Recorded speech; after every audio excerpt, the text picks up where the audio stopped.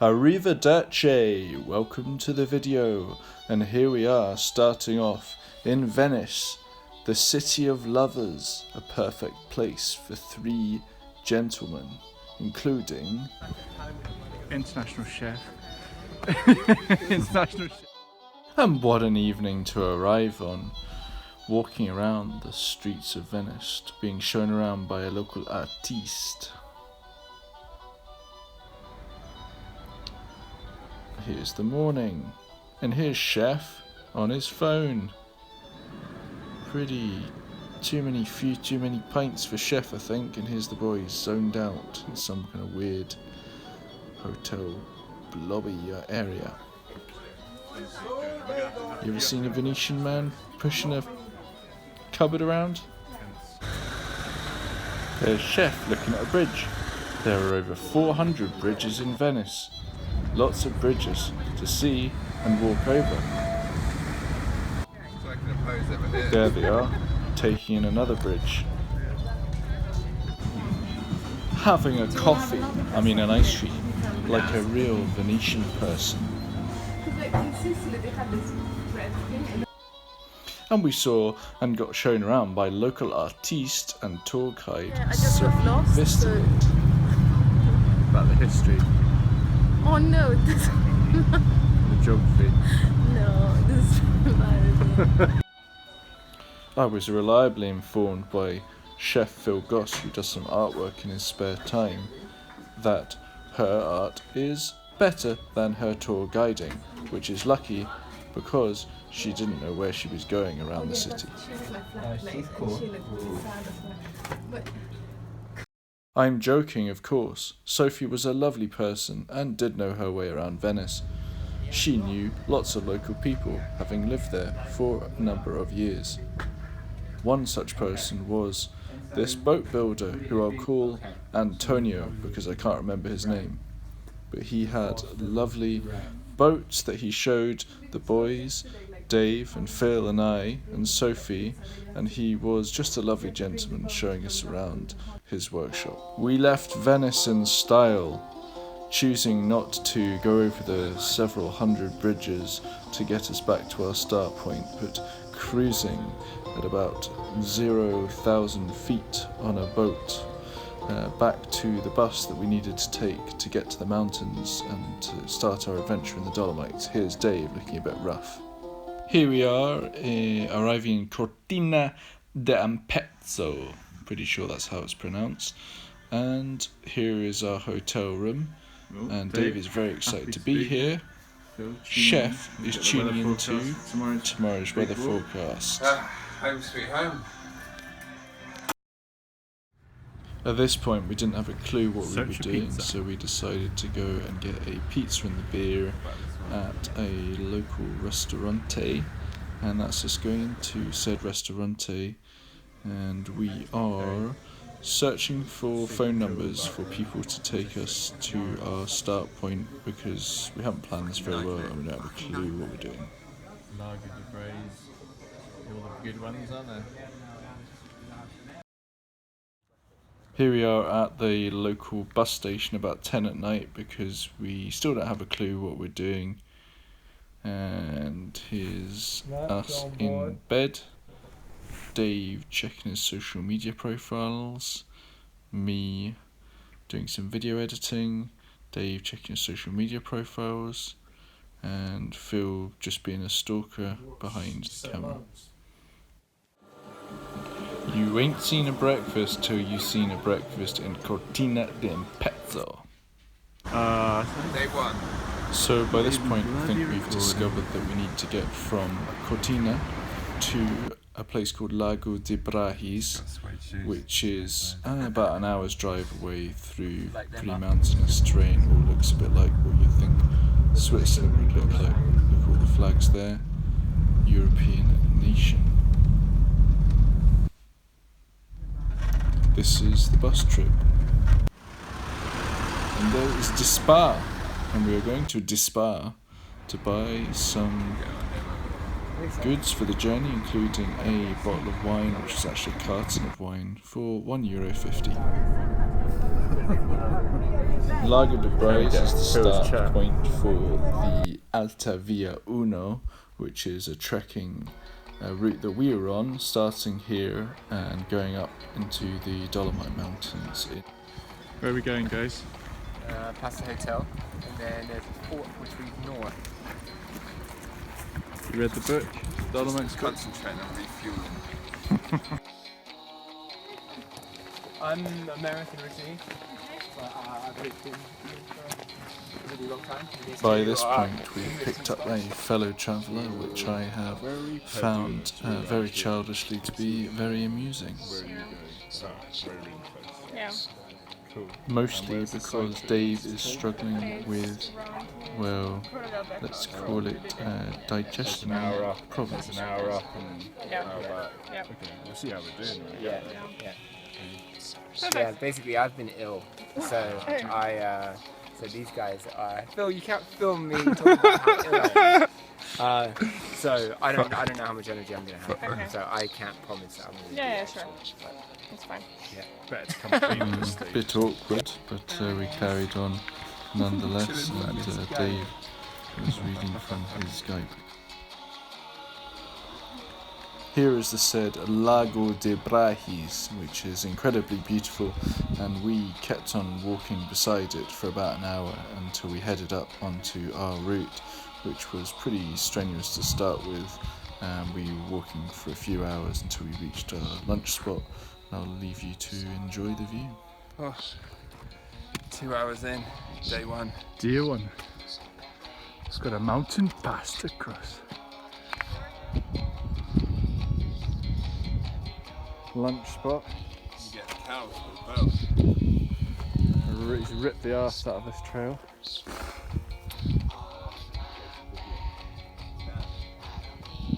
Okay. Why do cows have horns? Don't know. Because their bells don't work. Oh no. Why do they have bells? Because their horns don't work.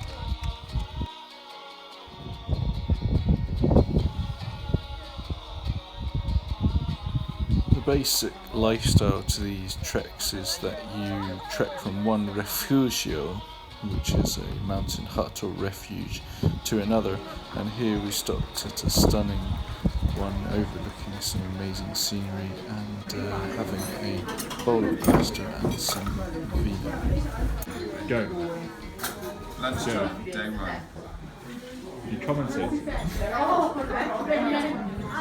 After lunch, some great games and banter. Try and do 21.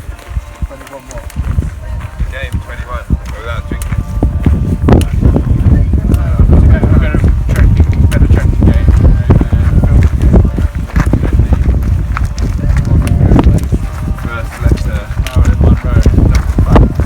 Banter over, climb a rock.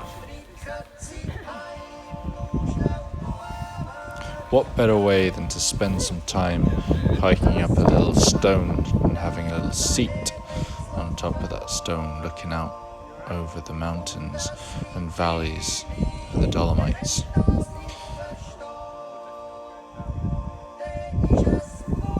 I want to take a minute just right here to talk about cows, more specifically alpine cows. Alpine farming is at its most intensive during the summer months when we were there, walking amongst them. In order to save the hay mowed down in the valley for the winter, farmers drive their livestock, cattle, mostly some sheep and horses, up to the high pastures. We were told that depending on the area of the alpine pastures belong either to the individual farming families or to farming cooperatives. Some farmers send only calves, heifers and pregnant cows up to their own pastures, with a boy herdsman leaving the milk cows in the cowshed. Walking amongst the cows was tiring. Phil, being a tourist, still being a tourist. What a lovely place. And we had a trek down to get to the refugio for the night. Starting to struggle at this point. A long day. think we're just dreaming of strudel. Can't wait to get down to the Refugio Perdru for the evening. Das ist ein Wiener Schnitzel. You're putting off the waitress. And what a way to wake up to the absolutely beautiful sunshine. Day 1, Lago de Brajes. And we are at Pederu. And we're now going to go a bit off more than we can chew. And go all the way down to somewhere around here. Going upstairs to start Let me just tell you a little bit about the Dolomites, because I know that you at this point will be thinking what an amazing landscape this is, and you're thinking to yourself, where did the name we the going? Dolomites came from? Well, Hopefully actually, not all the way down. they're known as the Pale Mountains Could be and that, take could their be the name valley. from the carbonite rock Dolomite. But where did the name Dolomite come from? Well, it actually came from the 18th century French mineralogist Diodagrete de Dolomieu, who was born 1750 and died in 1801. So, a bit of history for you. Here we are. Oh, don't crack any naughty jokes there. That's a refugio that we stayed at for a quick drink, and off we wandered. And there is where the moon landing happened before it went to the moon. So that was a place where they marked that with a wooden moon.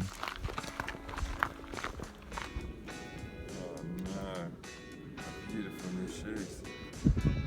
Exactly. Just got that What are they to the called? bottom of my foot. Hiking. That's surprising because those are made for hiking the Dolomites. Very surprising. You're surprised, but Unbelievable. you're surprised. I'm surprised. He was having a meltdown, so he's walking miles ahead of us. A little bit about World War I in the Dolomites. Between 1915 and 1917, there was actually a little known front called the Dolomite Front, which was fought between Italy and Austria in this region. And unlike the larger scale battles, this battle was dictated by the landscape of the sizable mountain ranges that you can see in these shots. Here we are arriving at Mountain Refugio Langazzuri, which is one of the highest mountain chalets in Cortina at 2,752 meters high. Top of Lagazoo. Shattered. Absolutely broken. 6 hours on the road. Get us a beer. Get us a beer. Get us a beer. Get us a beer. Get us a beer. Get a beer and have a game of Perudo in one of the most spectacular spots you'll ever play Liar's Dice. Wearing his shades like they're doing the pro poker.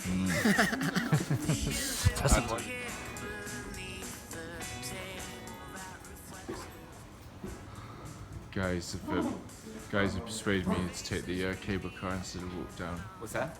Nothing. That is dizzying. Here we are getting the Langazzuri cable car. An interesting fact about the cable car is that they discriminate against the size of dogs. So small dogs ride free of charge, but large dogs have to pay a fare and must be muzzled and kept on a leash. So there you go. After I was persuaded to take the discriminatory cable car, this is us arriving at Refugio Col di Collina, which is pretty amazing in terms of its surroundings. And we had a beautiful evening there playing more Perudo.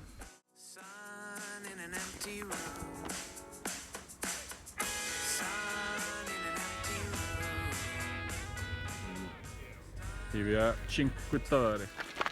Day 3, guys. Welcome down. Just left Scottiogi, and we're just about to get to Refugio Cinque Torre, and we think that's probably Cinque Torre there. It's pretty spectacular.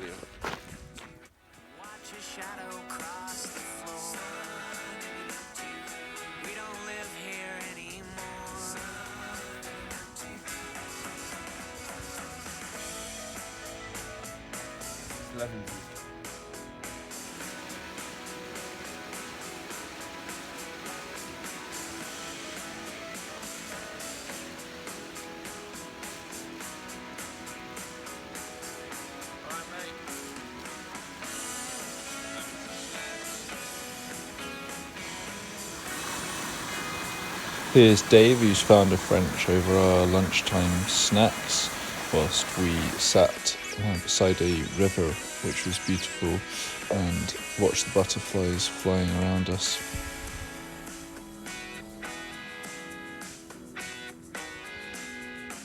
Chef struggling.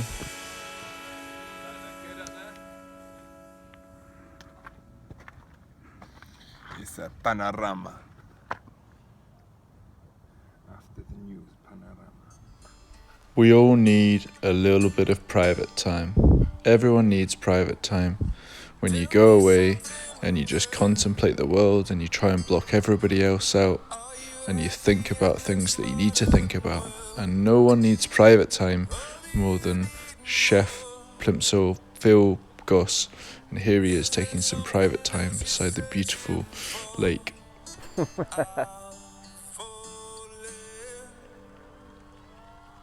Some do private time walking around a lake and drawing scribbles, and some sew.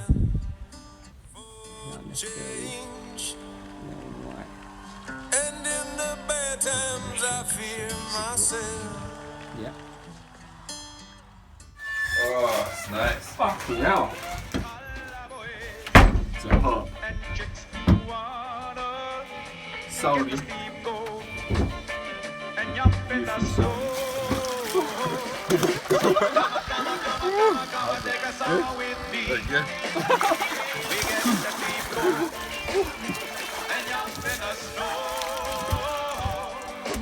You next. What? No, you're next. No pouring in here. Get his cock into the bed.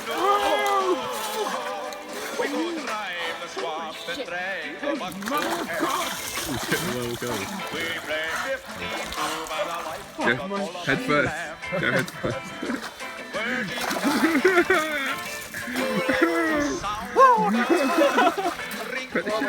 One more.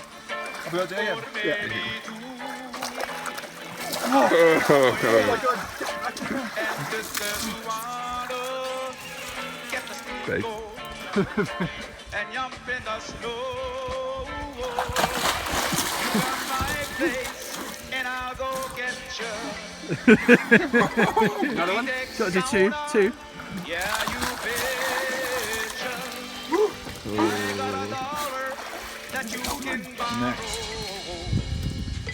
You pick up a jumbo, Really? baby, back tomorrow. Come on, take a song with me. We get the steamboat and jump in the snow. It would be much better if I meet you at the cedar bowl. It makes the blood flow. Yeah. Is that light?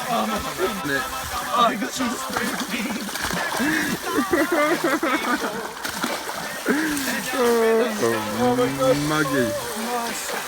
It would be much better if I meet you at the cedar bowl. It makes the blood flow. Yeah.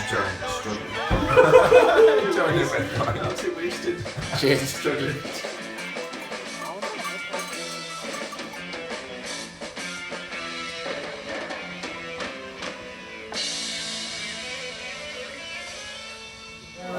And he made a deal with the local barman that in the right moment he'd come as a bottle. What's happening? If I was a boy, Bring the bottle of champagne. Textbook. Yeah. We just bought them a grappa. Oh God, did you? Yeah, we bought you one too.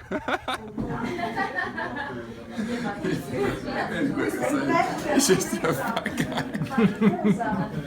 Just a fat guy serving. Neil Chef thinks that the barman is slug.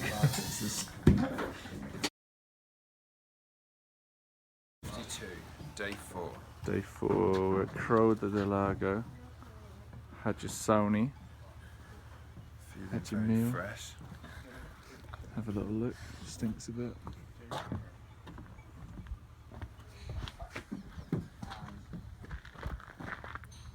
think we are going up there today. After the epic Sony night, we set off into the Dolomites to find the very rare Dolomite marmot which is basically like Thanks, Phil. a groundhog, which you might get in the United States. Oh my God, there's one right there. Eat it. Yeah. Fennel bread.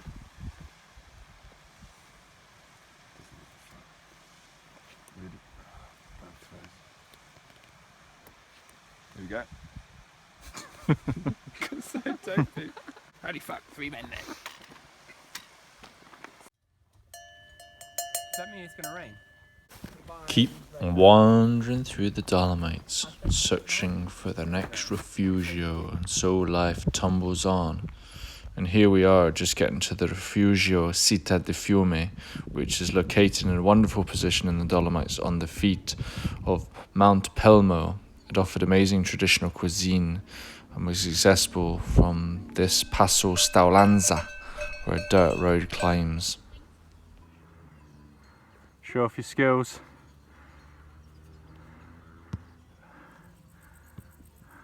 Lovely. Pings it.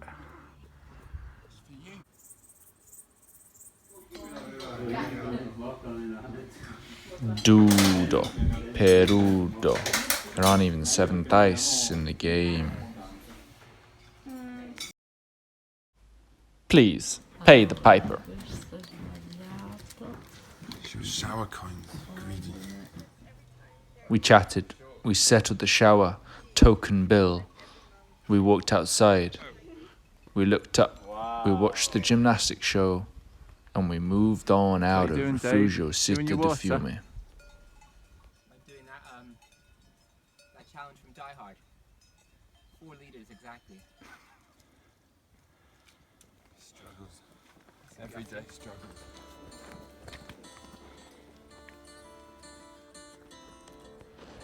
One of the most challenging days we had ascending up Mount Pelmo, or up the pass through Mount Pelmo and onto the other side. We're almost reaching the end of our goal, but what amazing scenery, the forest floor rolling out in greenery beneath us and the mist shrouding the other mountains all around.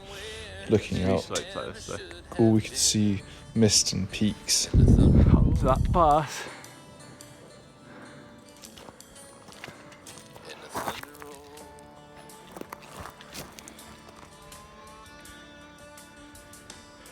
Every light is burning in a house across town.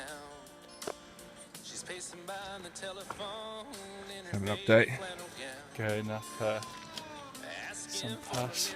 Can't remember the name of now. Hoping she's not right. About to go up that vertical ascent. Thunderstorm closing in. People on the easy route. And she didn't take that one. And the thunder rolls, and the lightning strikes. Another love grows cold on a sleepless night. As the storm goes on out of control, deep in her heart, the thunder rolls.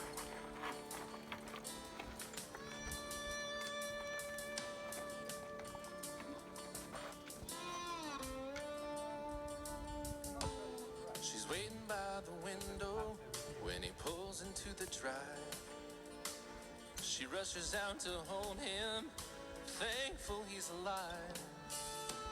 But all the wind and the rain, a strange new perfume blows, and the lightning flashes in her eyes, and he knows that she knows, and the thunder rolls.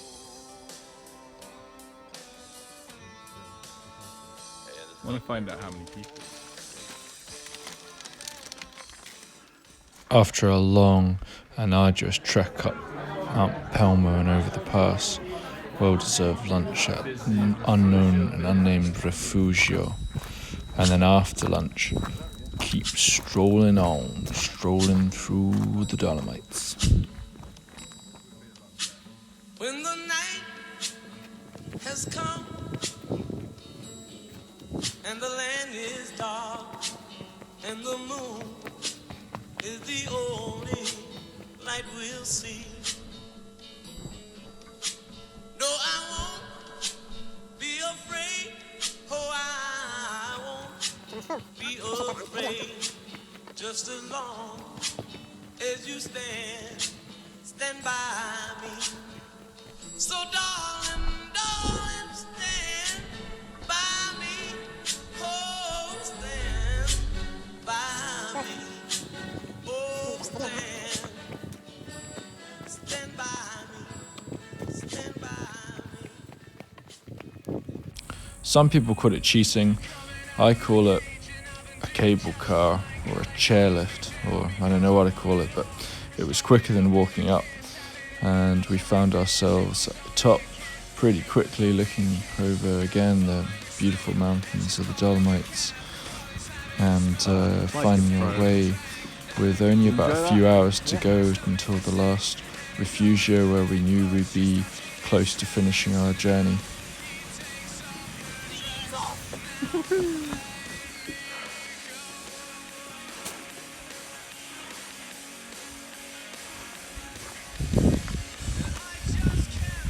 The final ascent. The journey's almost over. The refugio awaits us, and a cold beer, maybe a spot of vino, maybe a spot of cards.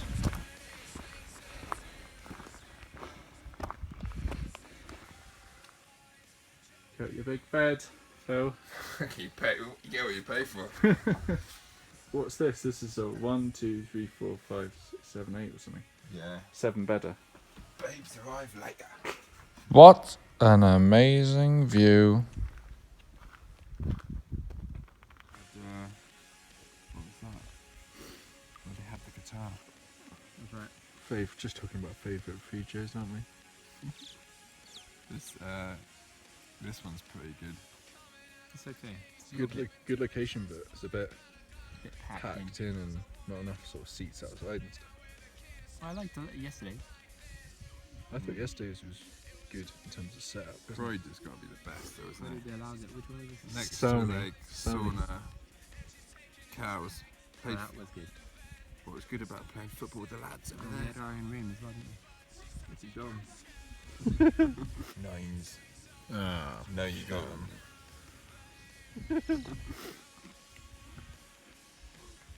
It's so funny this too. Just the way they've always dressed the same. yeah. I wonder what they've all got the same tops.